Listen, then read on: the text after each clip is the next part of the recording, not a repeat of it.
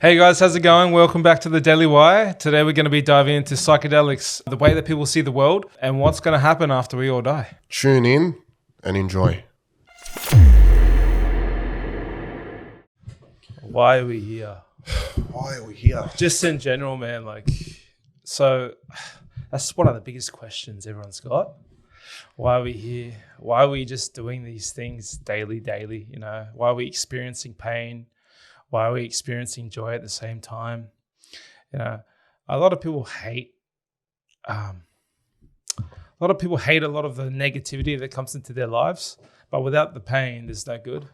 You know, without pain, there's no joy, which really makes a lot of sense at the same time. But you see, man, like the way that I see it, I think everyone's here just to mature.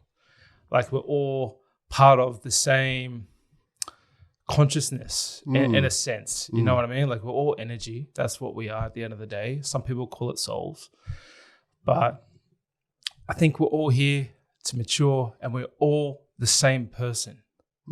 I know that sounds a bit. That's interesting. It's very interesting, right? So I think I am you, you are me. I am God, God is me.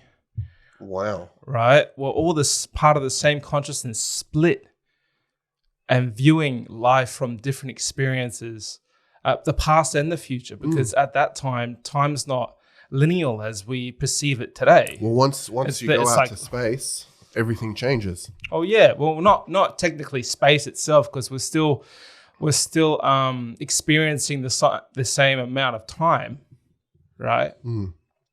But where the past is like, and the present and the future are all together. Right, all playing at the same time. All playing at the same time, right? So, I think we keep reincarnating. We don't remember our past lives, but it's more like the energy itself keeps reincarnating, because we're all this one big massive consciousness itself, right? And we're just experiencing it through different lenses until we can mature. So that's how I kind of see it. Or it's like, so if you're mean to someone else, you're really mean to yourself. If you're kind to somebody else, you're kind to yourself. Wow. You know, and so forth. So how it really helps me with my interaction with people every day. You know? Well, if everyone saw the world that way, you wouldn't ever do anything wrong to anyone. You'd treat everyone like gold. But at the same time, how shitty would that be? Yeah. Because like if everything's good all the time, it's shit. Yeah, it's like you need a little bit of action. You need someone to come through and punch you in the face here and there, you know? Yeah. You need the government to really struggle you with bills here and there to keep you loving the good times, I guess. You know, staying present in the moment and shit like that. And gratefulness is birthed from pain. It's strange. It's strange, but it's beautiful at the same time. You know? And you know, we were talking about last week, The Simpsons, right? Yeah. And how fucked up that shit is, and how they might be using manifestations type of like a spiritual evil type of thing. Yeah. So I did a rabbit hole this week. Okay. And I went right into The Simpsons, eh? Like, tell me. You know, there's 152 writers for The Simpsons. From the start to now, 152 writers. Wow. Ridiculous, right? And they all write different seasons. Okay. There's not like 152 people for the first, fifth, sixth, and seventh. People have gone, left, come back. Wow. Yeah, which blew my mind. I'm like, because... Well, they're definitely sharing a conscious, since... It's either or there's... They align so much. Well, yeah, it's either that or they come up with the episode and they're like, okay, so baseline is what we want to happen. We want this scene, that scene, this scene. You guys write the rest. You know? Yeah, because like as you were saying last time, they predict so much shit like all the time, dude. And I was thinking, well, how about I do a little rabbit hole and see if there's anything that I think that might come to light later, right? So there was this episode, I think season 24, episode 9. Okay. All right, so this is the same episode where Homer gets together with a bunch of the doomsday preppers in the town. Yep. Yeah. And they're telling him about the end and how the internet's going to get wiped out. Everyone's been talking about how NASA's been coming along and saying some solar flare is going to come out and wipe out our internet. Well, fuck with our satellites, right? Yep. And then I did a deep on that too, because I'm like, come on. And this isn't in the news. This doesn't make sense, right? So I did a deep dive, and the majority of people that are actually speaking about this don't have the full story. It's like they're getting all the information off like Daily Mail or some shit. Yeah. Right? That's the worst, yeah. It's not that great. It's not a good source. Anyway, so I actually went over to NASA's website, had a good deep dive on that. And what happens with the sun, so it's on like an 11-year cycle. Okay. And it's like when it ramps up and then slows down again. Ramps up, slows down again. So basically what they were saying is that there's a slight chance, very slight chance, that a solar flare is going to happen, and because we're constantly getting hit by solar winds all the time. And anyway. that would wipe us off the grid? Not wipe us off the grid, but it will fuck with all of our satellites. And our satellites, it's the radiation that comes from the sun, right? And what NASA was really talking about was that they're sending out like a little probe or something to get closer towards the sun, so we can hopefully so we can understand more about the sun, so we can get our technology better. Yep.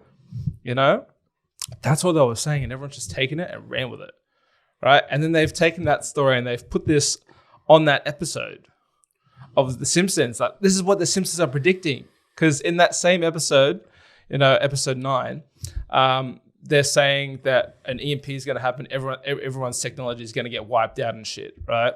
And I'm like, oh, okay, that might happen, just because I think EMP is a pretty realistic technology that we have today. Like, it might be an attack from somewhere else, right?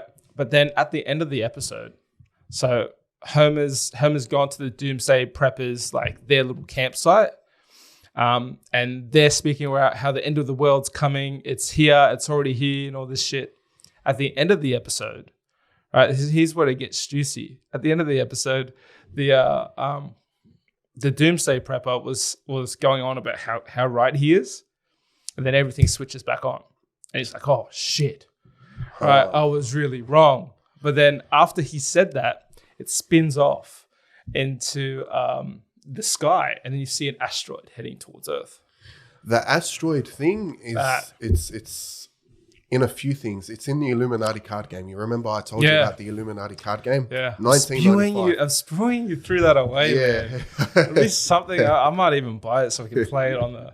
We'll get it again. You can get it from eBay. Yeah, I might just buy it. It's made by Steve Jackson. Apparently, if the internet is true, the FBI raided his house, and he just disappeared off the face of the planet. And he released it at the time when all these collector card games were super, super popular. Yeah. But it's got so much stuff in it. Oh, dude, we have to play.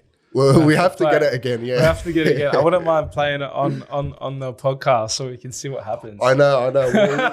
We'll get it. That'll be a really good conversation type of thing, you know what I mean? So yeah, bro, that's crazy. Like, just, and there was this other episode when it comes to Simpsons. So same season 24. Yeah.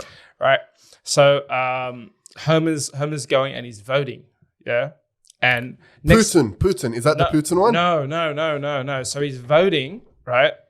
And then next to the voting names, it's got like normal human names, but next to it, there's a picture, right? And the alien, right? Wow. And at the end of the episode, everyone's like the two presidents are having like their debate, like, the two electees. Take the mask off? Yeah, and he comes through and rips the mask off. I've seen that one. Dude. I don't know, man. I don't know. Is this something that's, who knows? You know what's interesting about that? There's a passage in the Bible. It says that spirits that look like frogs rule over the kings or the authorities of the earth. So that's almost like, what do you think of that lizard people that theory. Lizard people thing? Yeah. So it correlates, and it's quite strange. Far out, man. Do you reckon? Well, a lot of in that conspiracy. So these lizard people aren't aliens. They're from here. Yeah. Okay. And they're from inner Earth. Have you heard about the inner Earth theory? I've seen it on Simpsons. Oi, so talking about that one, so there was this time where Homer bungee jumped, yeah? Yep. And That's the one. remember when that's the one. At the bottom of that, you see earthquake machine. Yes. Right? Yep. And Steve Greaves. Steve Greaves is that scientist, doctor type of guy who's been trying to bring out all the stuff about the UFOs. Yep.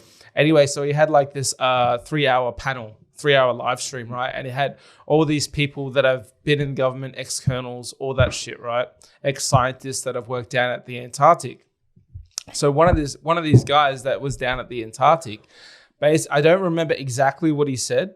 Like there was a bunch of different things that was happening down there. Something about like telecommunications, but like faster than light speed, faster than light. Like it blows my mind because we've only ever been taught in school there's nothing faster than light, right? And he also said there was this other type of machine. I don't know if they correlate, but it's also like an earthquake machine. And when they turned it on for like the first time is when the earthquakes down in New Zealand happened and Christchurch happened. I think it's called HARP. HARP. I remember reading on it quite a while ago, but it's basically changing the weather or playing with the weather through some sort of machine. Well, they already do that out in Dubai, don't they? They make it rain. I'm sure they do. If they wanted to send a tsunami at any time, all they have to do is blow up the right bomb in the right place at the right time and we'll get a tsunami. Yeah. So you don't even know if they already do that. It's kind of fucked up. It is very, very fucked up. Yeah. But yeah, I remember it was called HARP, and it was they were talking about it in context of I think the Japanese tsunamis that were about 10 years ago now. Was that around the same time they had that nuclear power plant go up? Yes. Oh, okay, that cool. was that thing. But yeah, there's so much tech now, and it's ridiculous to know that whatever the government would have, because before we started having iPhones and just stuff in our pocket, yep, the government has always been at least 100 years ahead. I know. So now it's crazy what they would have. Yeah, dude. It is crazy what they would have. Or even the people that the government don't know about, that whole deep state type of shit. Yeah. Yeah.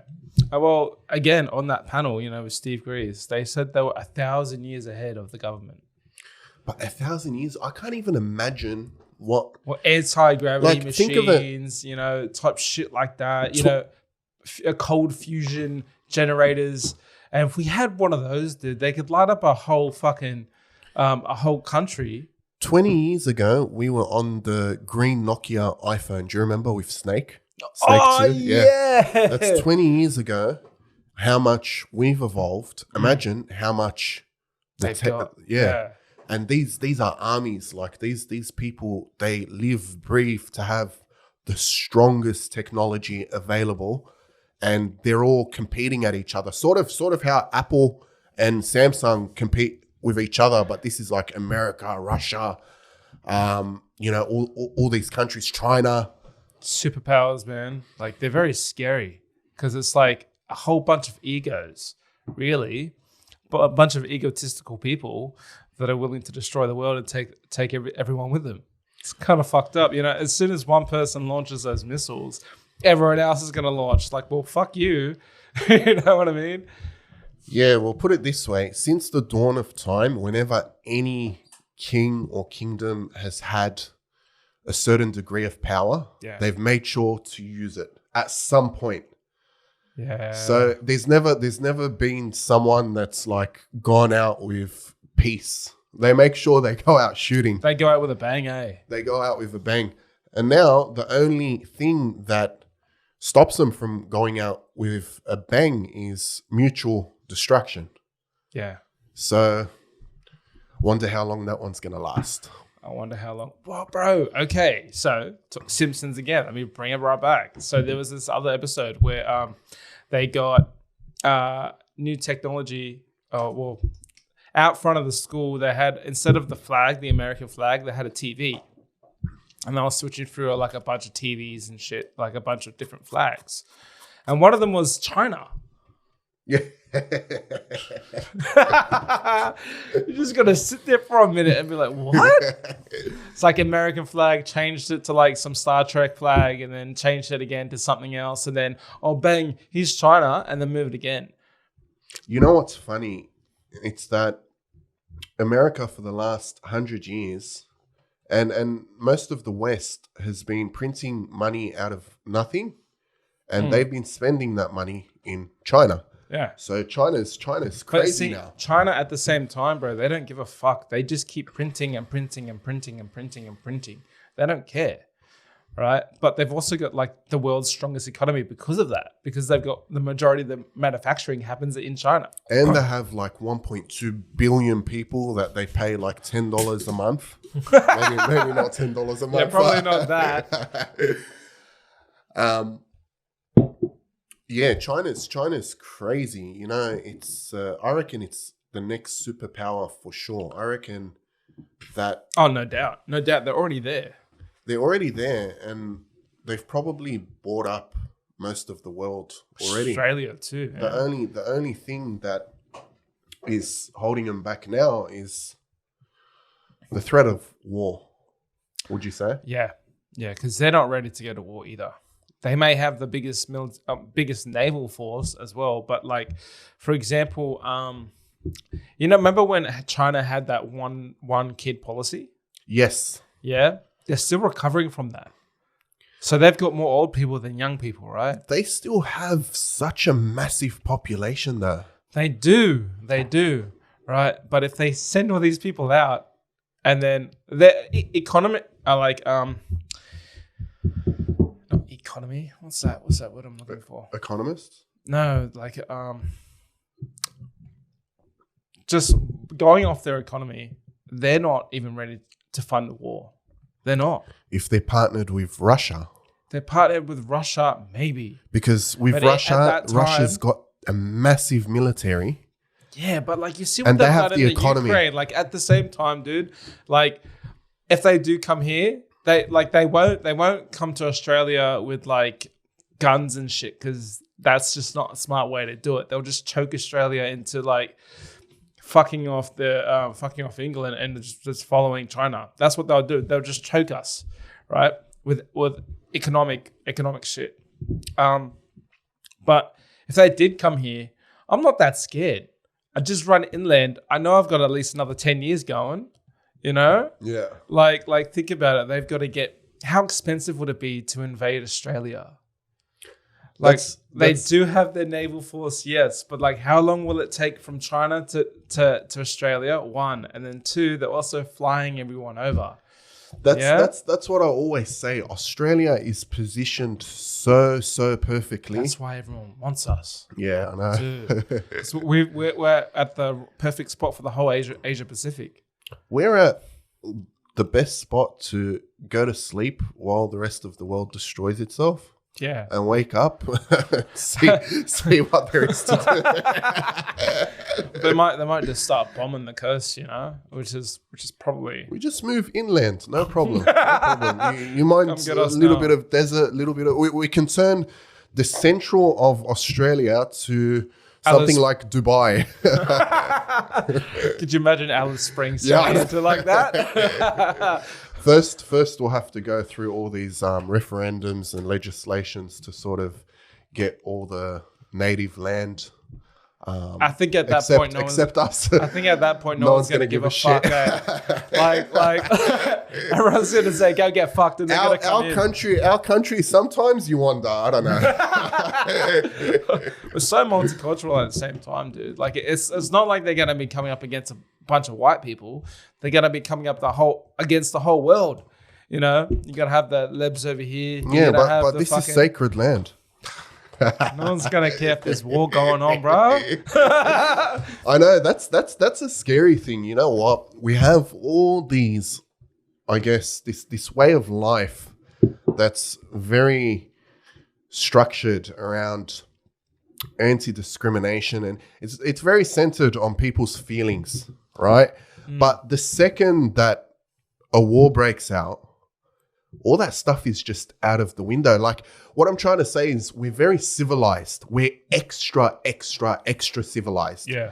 But all of that just disappears in 1 second when you have a society that's under the threat of Death. Yeah.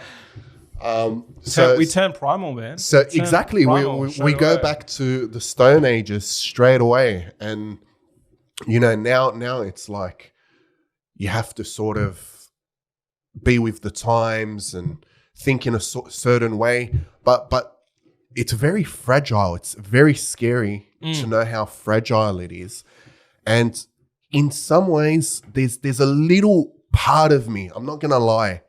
I just want to know, like, how people are going to respond. Like, in some ways, China, come. I just want to know how people will actually, like, you'll lose all of this political and social correctness.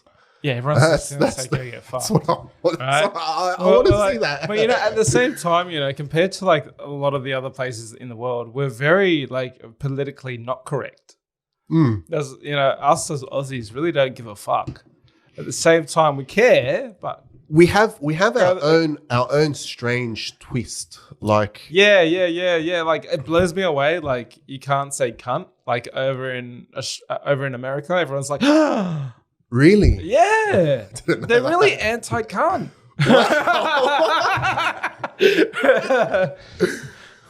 Gonna go to the US and give that one a shot. Have you seen that guy? There's Don't do it there's with a guy. that He goes to the ghettos and he goes like, "Why are you staunching me, homeboy?" I'm just gonna be like, "Cunt." Bang. Oh, dude, far out, man. Even America with these gun laws, they're insane. Did you hear about that over in Western Australia? Some kid brought a fucking rifle to school. I think I heard something like that. Yeah, like, good on you. And it's apparently, it's like giving the NRA over there like fucking ammunition to talk about, because a lot of people like go up to them and be like, yeah, well, Australia, they got rid of all their guns and they haven't had like a single mass shooting since. Yeah. Yeah, but in some ways, I'm a proprietor of the right to bear arms. To be completely honest with you, because it's all well and good until there's, like we said, a war or something, and no one knows how to farm, no one knows how to defend themselves. All people know is just going to the supermarket, getting your food and driving around. In some ways, I think that we should have guns. Like, I don't know. That's my opinion. I'm not strong about it. Like, I'm not heavy. We got to... What is it? I think Korea. So I think they've got a mandatory amount of time that you have to do in the military. Yes. I'm all Egypt for that. has the same. I'm all for that. And Israel as well. Like, I'm all for that. Like, if everyone had at least 2-3 years in the military just to learn how to fight, how to shoot, okay, but we don't have to live with guns. If it does come down to, war and shit like that, I'm sure at that time the military can constrict. What's that word? Conscription. I was going to say subscription. Conscription, yeah. That one. That word. That one. Yeah, they'll do it to everybody. And at least everyone's got their basic training down. They know how to shoot. They know how to clean a rifle. They know how to basically hide and move through the bush. That's about it. I think it's really important to have just basic existential skills. Yeah. That are not rooted in, like I said before, just day-to-day society as we know it now and as we've known it. Yeah. I think if just very, very similar to Korea and Egypt and Israel and those countries, something that's just trains that basic primal survival instinct just for a year. Everyone does it for a year. Not for a year, man. I reckon everyone should 6 get months. mandatory 2 years. 2 years, yeah. Mandatory 2 years, because like you're going to need repetition for that to sink in. Yeah. Mandatory 2 years. So as soon as they're 18, they get shipped off. Maybe not everyone has to mandatory go over and do like a 6 months in Afghanistan or something like that, but it's mandatory for everyone to be in the military for at least 2 years. Yeah, and trained up. No, exactly. And they can pick where they want to go. If they want to go Navy, go Navy. Go here, go there, because the basic training is all the same. Do you know what I like about that as well? Not only that you learn the physical life skills, but mentally, those people are also a lot stronger. Yeah. Because it's like once you've felt what you are raw, yeah, just as almost like that animalistic sense, then you're naturally more in tune with reality. So in some way, you know, if you put it in the opposite sense, mental illness and things like that, that's all to do with delusion. It's a loss of reality. Like, half of those people that scream mental illness or trauma in general, like we used to compare trauma to people who come back from war. You know what I mean? And now we've got like all these people using trauma for different words.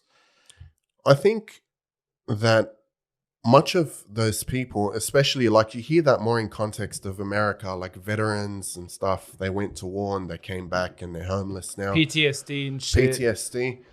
I think that's more to do with the fact that they weren't accommodated for properly upon their return. Yeah.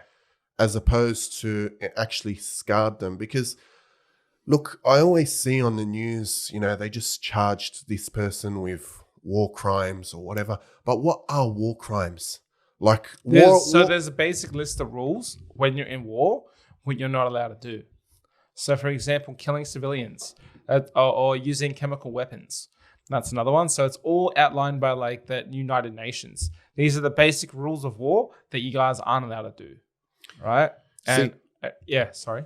I agree with that completely. Like, I think that the scummiest thing that you can do is kill civilians during war, and you're a soldier, you're obviously armed. Unless they're armed. But and they're shooting at you, then I get it. But like at the same time, reality is when the savages 1,000 years ago used to go and plunder a village. It's war. Like it just is what it is. There's no rules. There's no rules. Exactly. Yeah. In fact, it's the exact opposite. 100%. Pure primal shit. Like, you know how a lot of people these days say, fuck, it's so violent these days. It's like these guys don't remember anything about the Middle Eastern times or Middle Eastern shit. All of our history medieval times, you know, just history in general. Like at this point, this is like one of the most peaceful times we've ever had. It's still fucked. Don't get me wrong, but like, I don't have to be scared going down to the shops that someone's gonna take all my shit on the way down. You know, maybe in some places in Australia, but there's very, very few, extremely few. Like, for example, people say like Mount Druitt's really bad. Like, don't get me wrong, it's not a bad place. It's not a war. It's not a war place, man. Like, you can walk down to the shops, get your stuff, come home, you're fine. No one's come into your home and robbed it. You know what I mean? But, dude. Now, Australians are very lucky to be very, very clean. And it's because also it's generational. Like, it's been generations of just peace and prosperity. But at the same time, we don't know how to get our hands dirty. No, we don't. Which is a problem. Everyone else We've got a lot of bitches, eh? Yeah, how to get their hands dirty. Yeah, people just having anxiety in traveling. Like, I've never been here. Like, I'm scared. Are you kidding me? Like, or some people are like even going to different parts of Sydney. See, you know? I believe that the world is comprised of negative energy and positive energy. But when that negative energy is not being manifested physically, let's say in war or hardship or whatever, it just transfers into the mind. And then you have, like, if you go back 50, 70, 80, 100 years ago, people were very much so the same, and people were very sound mentally and emotionally. Yeah. But today, you have peace and prosperity physically, but lots of people have a turmoil that's within. Well, that's it. You know, as soon as we stopped running from T-Rexes and stuff like that, really, we've got too much time on our hands. You know, I mean, I'm not saying that's a bad thing. I love chilling out. I love being able to do my other shit without the constant fear of death. You know, or these days it's the constant fear of not being able to pay your rent or your electricity bill. You know. See, back then, they would spend all their energy on the stuff that they'd have to do, survival. Yeah. And so there was no time to think of, I feel like shit, or what's this feeling, what's that feeling. Now we have a lot of time to think. And I guess for different people, that sets them down a different path. And well, heaven and hell are here, man. Heaven the and hell middle is ground. here. It's all mental, man. It's all mental. It's all you spiritual. can either make this your hell or you can either make this your heaven. It's the way that you see life in front of you. It's the way that you see all your problems that come in. You know, and a lot of people have got like this mentality where they find it hard to get out of. And here's the basic line that I keep to myself: life is shit. It's always going to be shit. Why not just be happy while it's shit? You know, it doesn't sound very good, but if you think about it, man, like, doesn't matter how high in spirits I'm going to be, it doesn't matter how good my day is, there's always going to be a day that's all the way down. Definitely. You know what I mean? And that's a good thing. That's a good thing though, because like without pain, there's no joy. So if you keep yourself in that mentality fact that when bad things do come my way, a big bill or my car broke down, or, you know, things aren't looking too good at work, you know, you've got to see it in a different way. Like, for example, maybe things happen for you, not to you. You know, because you don't become a strong person in good times. Definitely. You become a strong person out of pain and agony and, you know, all those hardship times. That's what makes you. You don't build muscle by just sitting there, do you? You just get fat and you get no muscle at all. Like, you can't move. You need a scooter to get around. You know, you got to keep moving. You got to keep charging at things head on. Every time that it feels like it's uncomfortable, that's your growth spurt in your life. Yeah. That's if this is too uncomfortable for me to do, I'm not going to do it. Wrong. If it's uncomfortable, that's exactly what you should be doing. You need to be doing that. So I think it's really important to get comfortable with death. The fact that one day you're going to die, because it's the one sure thing that every single human, it's the one promise we have, death, right? And I think that once you're comfortable with death, then you live a lot more freer and natural with everything, because nothing makes a difference anymore. No, it doesn't. Your reputation doesn't make a difference. Your social standing doesn't make a difference. All the things that your bills don't make a difference. All the things that give people anxiety, they just disappear in a flash. The only difference is it's just a matter of time. Some people go at 20, some people go at 100, but at some point we're all going to go. Yeah. That's the one thing everyone's got in common, right? Everyone's got it in common. I guess the next thing that sort of shapes your perception is what's going to happen after. Well, that's why, because everyone's so afraid of death. That's the big thing, you know. Everyone's so afraid of it. And you know, you get a lot of cancer patients who some people, like, they give psychedelics to, they give acid to, they give what was it?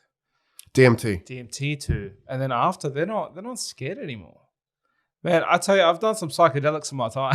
Hey, I've done some psychedelics in my time, especially with the mushroom trip that I did. What's that like? Dude, I need to get you on it. No. It's like I'm too much of a dude, tripper. It's like antibiotics, but for your soul. Maybe. Dude, I'm telling you, man. You're gonna. But what's it like? What's it really like? Because I'm the biggest tripper. Like I've done weed a few times with my mates back in the day, and I'm literally just the biggest tripper. So something like DMT or LSD or shrooms. You're that guy in the group. I'm I'm that guy that's like tripping out over a leaf on a tree. So for me, something that actually makes you hallucinate, it's like, nah, fuck that. No, don't be scared of it, man.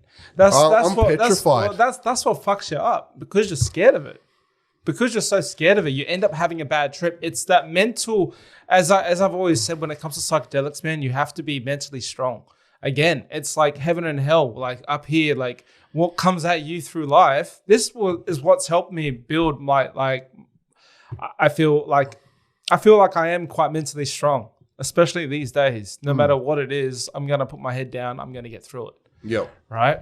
It's just it's the way that you see it again. And this changes your perception on what you see and how you see things, right? So, and it's already been like written out, like it creates new pathways in your brain while you're on this stuff, for a reason. So, for example, you know how like I said, like your mentality here on Earth, your every day is either you're going to make it hell or you're going to make it heaven. Yeah. The same thing on psychedelics, right? But this shit, you're going to believe it. So you have to go in with that mindset of it's going to be good. And trust me, it would be the best thing you've ever had in your entire fucking life. Like the euphoria you get it from it, especially at the start, is so insane. I can't comprehend. I can't explain it to you unless you've been on it. It's like all these people trying to like show what acid looks like, through like the TV with like effects and shit, have got it all wrong. Really? It's so wrong. Those. It's so wrong, dude. So it's basically everything that you see now, right? Everything's got to be heightened. So all the colors and everything else is going to be heightened. It's basically you're seeing everything around you breathing. So the best way that I put it as, it's like everything that's there is there, but they misbehave. For example, if I was looking at the tree that's behind you, right, it'd be waving, it'd be doing this. It wouldn't be moving. That will trip me out.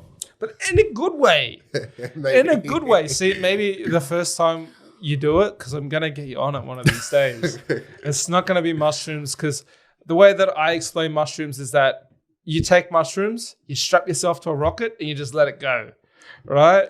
But with acid, it's like you strap yourself to the rocket, but you can kind of control where it goes. Yep. All right. So I think the first thing would be acid, and anyone when it comes into psychedelics, it would have to be like the first time for you guys would have to be acid, and you have to do it in a comfortable space, a familiar space, like your home or somewhere that you are the majority of the time, and just with people with good vibes. Because if you're there, don't do it with people that's not on it.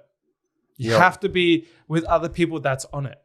Because then while you're there, you're sitting with these people. It's hard to explain, dude. But if someone that's there who's not on it, you're going to think they're on it.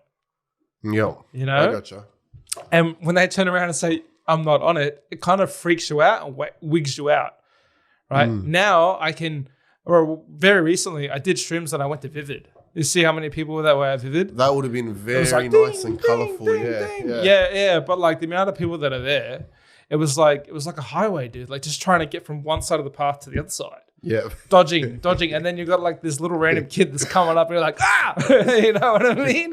That sounds like a fun trip. It was. It was so fun. But we did it with like, I think there was 5 or 6 of us. Just went out, went to a nice restaurant, was sitting near Home Bar. Yeah. One of those restaurants just on the side. Yeah. We're just sitting there and we all ordered pasta, which is great because we like. Does it make you hungry? Does it make you really hungry? Depends. Is it like the munchies or not really? Yeah. You can get the best munchies on it. Again, as I said, like it's the experience that you have on it. Everything's heightened, including your taste, your sight, your hearing, just and then you just see shit that no one else can see. And then I feel sorry for, I told last time I was on shrooms, would have been about 2 weeks ago. All right. I said that I feel sorry for people who can't see this, who can't see the beauty of this. Because, dude, you look up into the sky at nighttime, there are way more stars than what you can see off it. And it's just, it could bring tears to my eyes on how beautiful it is. Dude, wow. I'm telling you. One of these days. My brain works, but in the exact opposite way. Like if I'm feeling like I'm getting an anxiety attack or I'm sort of, a bit up and down emotionally, I need a solid platform mind state. Yeah, that's like I need to come down to the soberest part of my existence for me to actually feel like, all right, Paul, just relax. But this it's the exact opposite. This is like a rocket. It's like a growth spurt. You go and you don't know. But it's a growth spurt, bro. That's what I'm saying. Like, you feel like it's uncomfortable. It's something that you have to do because you're scared of it.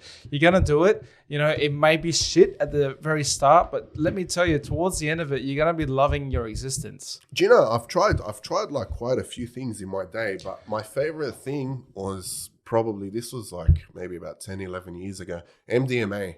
So MDMA is crazy because you just feel like you're floating and everything. The euphoria you feel on that, where you just love everyone. Yeah, it's like that on acid. Just except like, you see shit. It changes. Yeah, but like it's like when you have an experience with someone else, especially on acid, like you just never, like you can never get as close to people once you're on acid.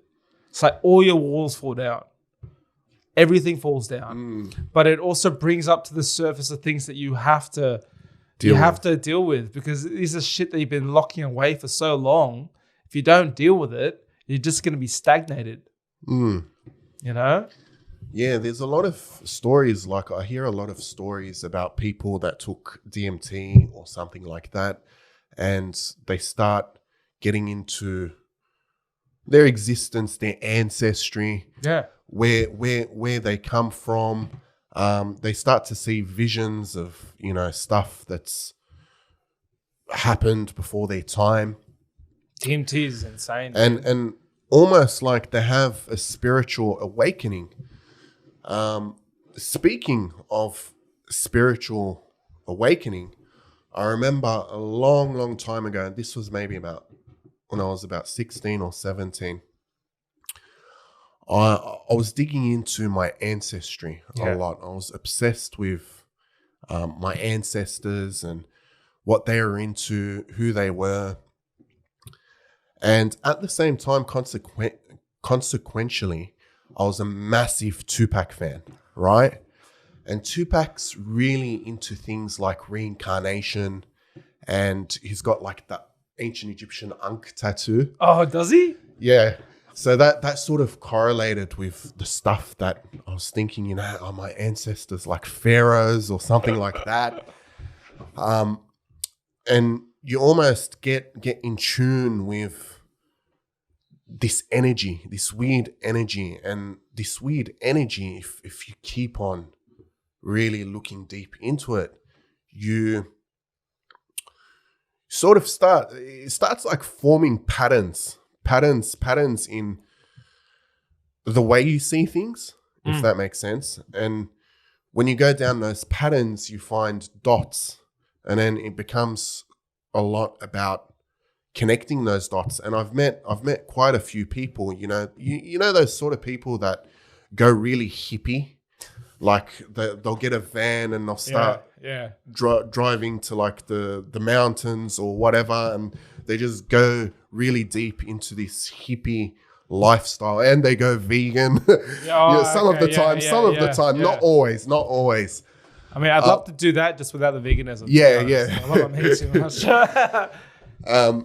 But they go down this spiritual journey, and it's all to do with those sort of dots, finding themselves in context of themselves, their ancestors, I guess the spirituality that their ancestors carried, and they almost feel like they have that, they can harness that energy.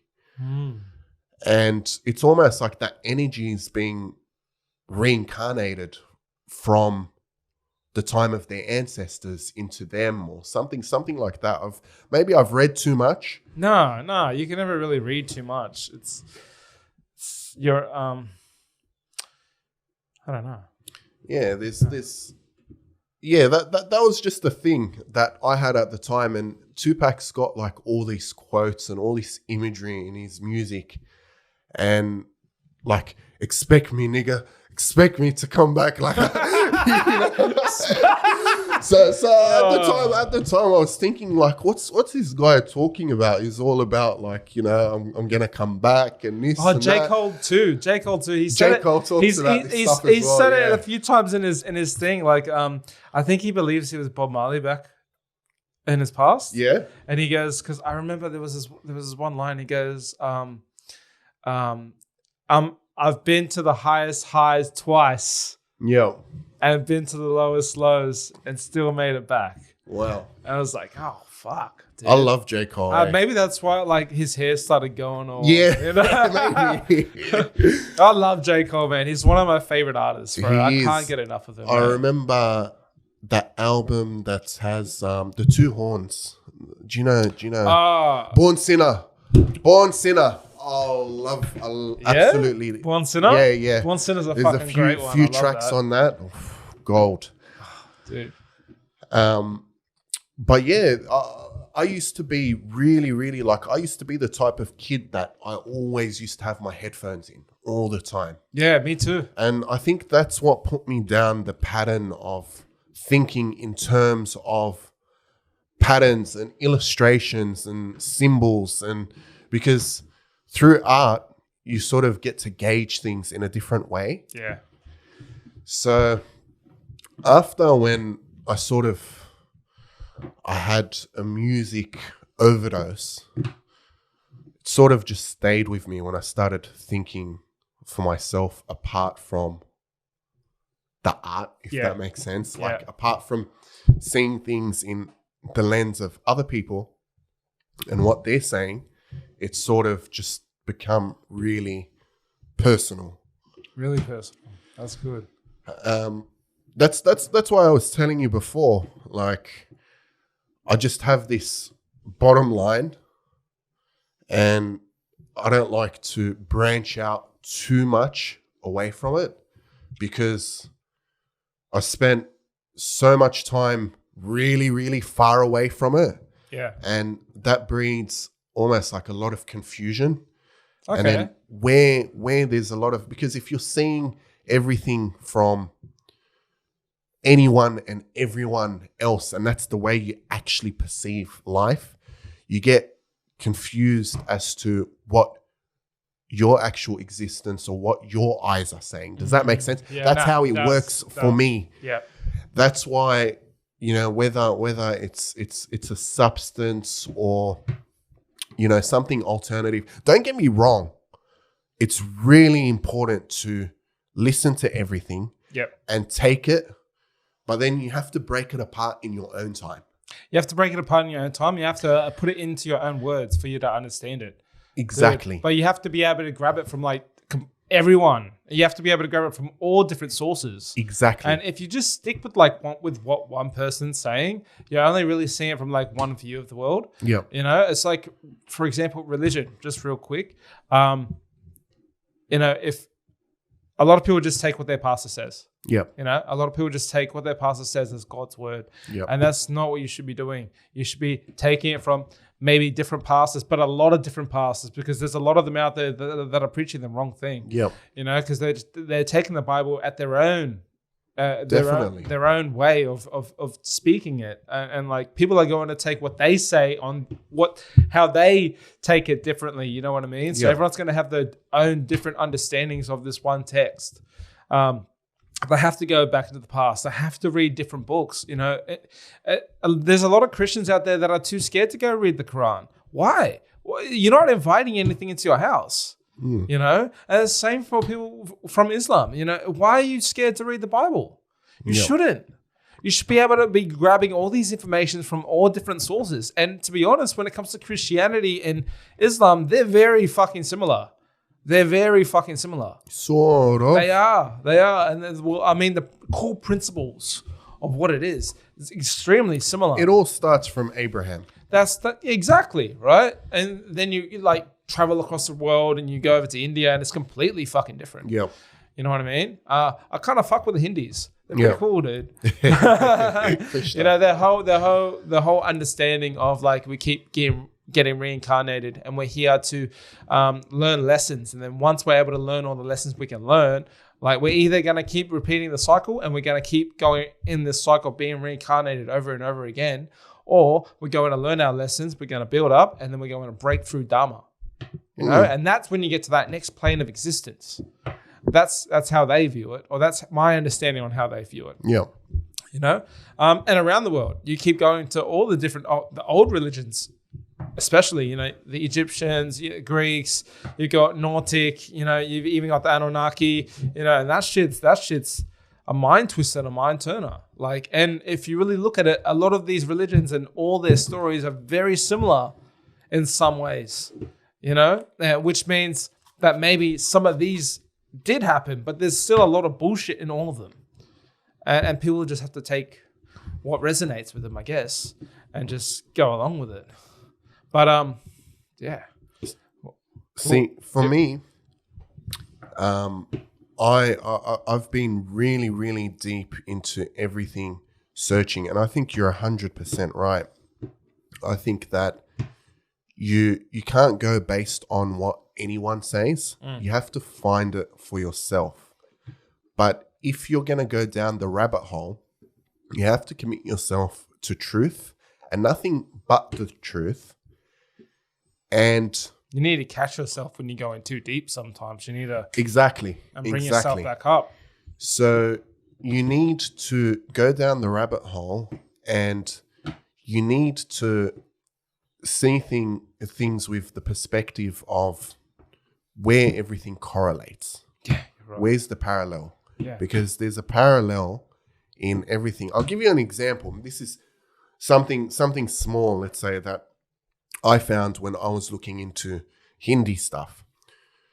Now, one of the strongest types of Hindu spiritualism is called Kundalini Yoga. And Kundalini Yoga is a philosophy that through certain movements and patterns of yoga, everyone has this serpent that's coiled up in their spine.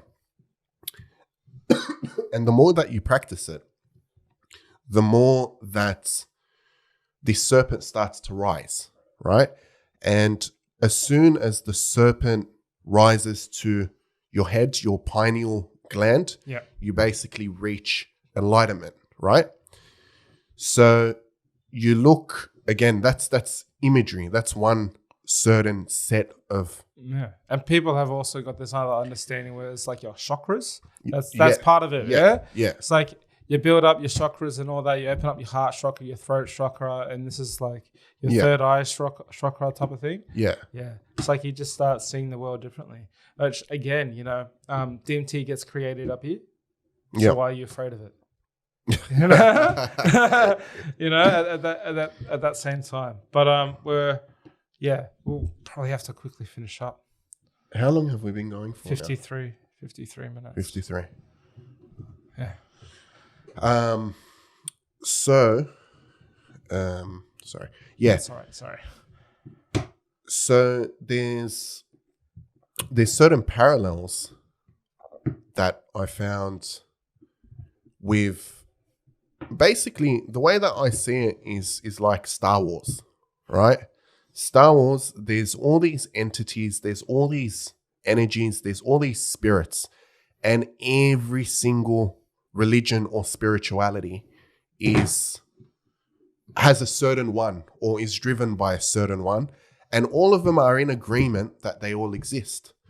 So the Bible, for an example, says that we do not wrestle against flesh and blood, but against powers, dominions, thrones in the heavenly realms that no one can see. Quran has similar stuff. Hindu spiritualism and Buddhist spiritualism is like you're dealing with all this energy and, you know, Krishna and Maitreya and all these sorts of things. So if you were to think about all of them in one picture, they're all there. Have you ever seen that advertisement where Jesus, Krishna, Buddha, they're all sitting on a table? No, I haven't seen it. It was on TV a while ago. But they all texts and all philosophies agree that they're there. So now it just becomes about which one you're going to tune into, right? Yeah. And which one you're going to believe and which one is giving you the truth. And yeah, that's what I found. And that's actually really, really how I chose Christianity. It's just the energies, the spirits, they're actually there. They tune into my thoughts, my perception, and each one of them is like a puddle of water or a river of water. Yeah. And the more I drink from whichever one, the more I become consumed with whichever one it is. 100%. And then it just becomes choosing which river. Yeah. Hey guys, thank you for listening today. You can see us on Spotify, TikTok, YouTube, and also Instagram as well. Guys, please feel free to slide into our DMs. We love to hear what your thoughts are, what your experiences are. Anything that you want to share with us, we'll bring it up on the podcast. So come visit us again at the Daily Y.